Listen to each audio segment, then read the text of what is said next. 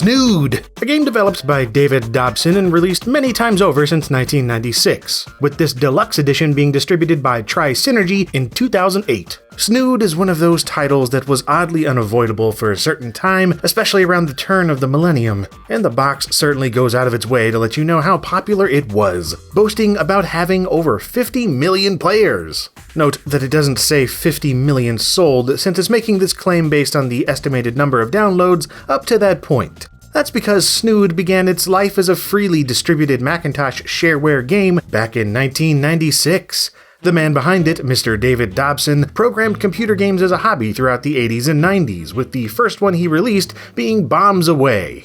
This was a VGA Minesweeper clone for MS-DOS that was available completely for free on Usenet, although he asked $10 for access to the complete source code. His next game, Centurion for the Macintosh, was a shareware release meant as a tribute to the Midway arcade game Bosconian, and it became his first success in the realm of selling software, earning positive reviews from various Macintosh shareware reviewers in 1996. Well, it was a success by obscure 90s shareware game standards, selling between 3 and 5 copies a week. Still, it made money, and it was encouragement for his next game, which would become Snood. Dobson programmed the first version of Snood for the Mac while he was a grad student at the University of Michigan. It all started when he was teaching himself a new programming language and decided to take the opportunity to make a game as a gift for his wife, Christina. She was a fan of puzzle games, so he used aspects of various ones he'd seen in the arcades, most notably Taito's Puzzle Bobble from 1994, known as Bust-A-Move in North America. As seen in Puzzle Bobble, the gameplay in Snood revolves around shooting things from a cannon at the bottom of the screen and connecting 3 or more to make them disappear. Except that instead of bubbles, Snood has snoods, 7 little pixelated monstrosities that smile and grimace and stick out their tongue as you play. The order of snoods you can shoot out is randomized, as is the layout of the play area for each game, so there's always a fresh challenge to be had. There's also no strict timer involved in Snood's normal gameplay mode, so you're free to take as long as you want with each shot. But you're still pressured to make decent moves because the ceiling will start moving downwards after the meter on the right of the screen fills up with each move.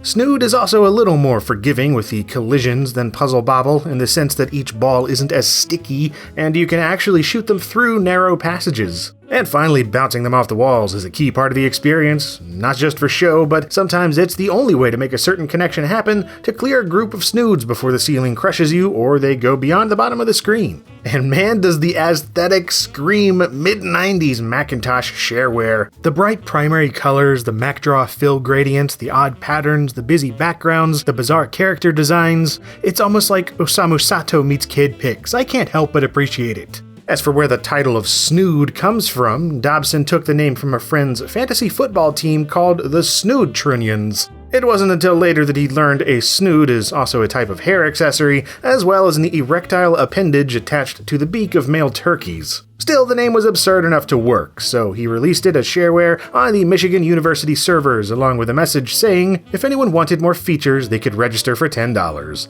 Suffice to say, people wanted more. At first, it was a local viral hit, spreading through word of mouth among the students and faculty since it was already on the school computers, but it didn't take long before it started reaching the rest of the country. The registration envelopes started showing up, each with $10. First 1 or 2 a day, then 10, then 30 a day, and on it went, each envelope filled with $10 bills or checks or even foreign currency, often with a letter from the purchaser saying how addicted they were to it. Snood LLC was founded to manage the game's sales. By 2001, there were 1.5 million unique users playing at any given moment, making it one of the top 10 most played games of the year, and by 2002, Snood had been installed over 5 million times. Forget life, play Snood wasn't simply a marketing blurb chosen at random, that's just what folks were doing. It seemed like everyone with a computer was playing it, from kids to parents to office workers to people like Apple co-founder Steve Wozniak and writer Nora Ephron admitting to Snood obsession. Jurassic Park author Michael Crichton said that his addiction to Snood was so intense that it was likely responsible for him not finishing a novel. Heck, even The Sopranos couldn't resist the call of Snood back then. Of course, the success didn't end with the 1.0 Macintosh version, not by a long shot.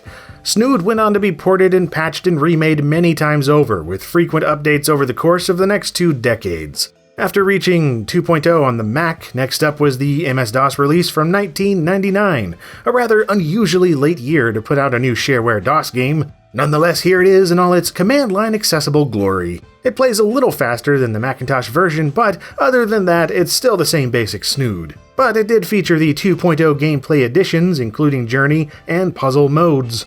Journey mode is like the normal single-player mode, but instead of ending after one board and earning you a high score, you continue onwards to play until you lose.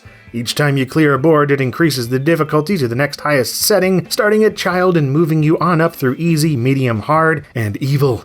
And Puzzle mode presents you with a selection of pre-made puzzles to solve, bringing it even more in line with what games like Puzzle Bobble offered. I quite enjoy these puzzles, even though the more randomized gameplay mode has more lasting appeal. It's highly engaging to test the mastery of your snooding skills, with satisfying strategic wall bouncing and making precise shots to squeeze things into place. Especially since these often make use of numbskull snoods, which don't show up to be launched, so you have to drop them in creative ways using the others.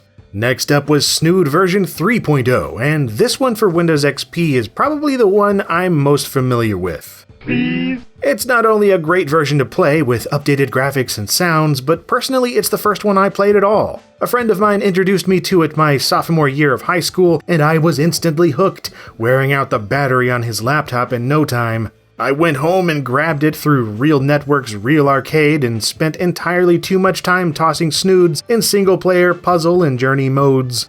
New to this version were rare magic snoods that would generate at random intervals alongside the original 7.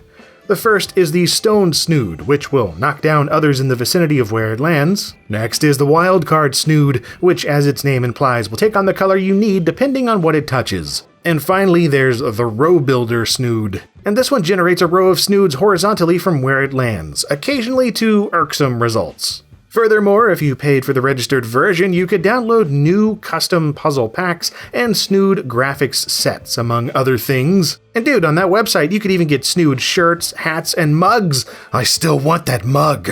While I never did register the 3.0 version, I was happy to buy Snood Deluxe that showed up at retail in 2008. Not only did it have this nifty box with the cutout of Jake the Snood on the gatefold cover, but it came with all the latest updates on CD-ROM and that all-important registration code to unlock everything. This gave you access to all the full version stuff offered in the past, like the puzzles and graphics packs, as well as updated artwork, a full soundtrack, and new modes of play, multiplayer and Armageddon. Multiplayer goes a step beyond the hot seat back-and-forth tournament competition of older versions. This time it's cooperative, with one player controlling the cannon as usual, but the other controlling a spider that navigates from snood to snood to swap them out for better matches. Then there's Armageddon, which piles on the difficulty by making the danger meter fill up constantly, while more rows of snoods fill in from the top.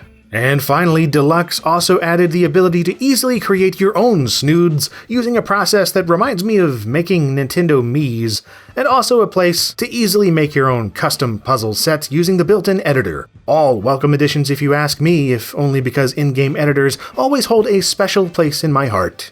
And that's about it for Snood, at least in this particular video. There were, of course, plenty more releases for Snood, including the Game Boy Advance version developed by Rebellion, Snood 2 on Vacation for the DS, Snood HD for iOS and Android devices, and a metric crapload of updates and spin-offs like Snood Plus, Snoodoku, Snood Flight, Snood Slide, Snood Poppers, Snood Swap, and who knows what else. I'm tired of saying Snood. But as far as I'm concerned, I'm happy to stick to the mid-2000s versions of Snood and call it a day. These provide all the absurdly compulsive gameplay I need with just enough updates and extra features to keep me interested. And it's worth noting that while Snood got a bad reputation for a couple years for bundling adware like Gator eWallet, none of the downloads I found when I made this video actually included this. From what I've read, that ill-advised partnership between Snood LLC and Claria Corporation only lasted about a year, even though the damage was done and people accused Snood of distributing Gator adware for much longer than that. But yeah, I wouldn't worry about that. It seems like the downloads that are up there right now are all free of adware. And of course, you can still grab free versions or buy brand new copies from snoodworld.com, so the concerningly addictive gameplay never has to stop. And one more fact that I find quite amusing, Snood creator Dave Dobson is now a professor of geology at Guilford College in Greensboro, North Carolina, where he moved with his wife in 1997, which blows my mind a little because I lived just 20 minutes away from there when I was first introduced to Snood back in the day. But anyway, I hope that you enjoyed this video, and thank you very much for watching.